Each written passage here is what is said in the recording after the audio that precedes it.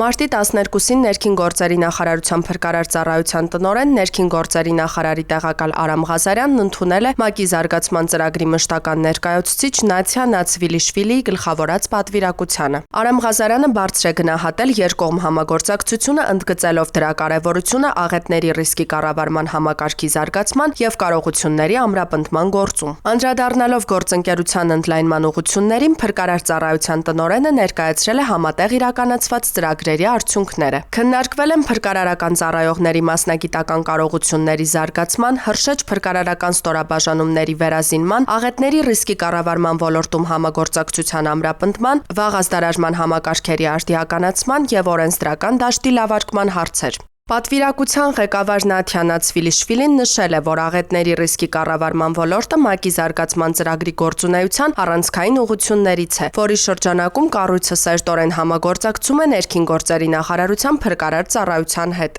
Նա ընդգծեց, որ համատեղ աշխատանքի արդյունքում իրականացվել են համայնքների կարողությունների զարգացմանն ուղղված մի շարք ծրագրեր։ Շուրջ 300 համայնք ներգրավել է աղետներին դիմակայունության կարողությունների ամրապնդման նախաձեռնություններում։ Կողմերը պատրաստակամություն են հայտնել շարունակել համագործակցությունը ուղղված աղետների ռիսկի կառավարման համակարգի զարգացմանը։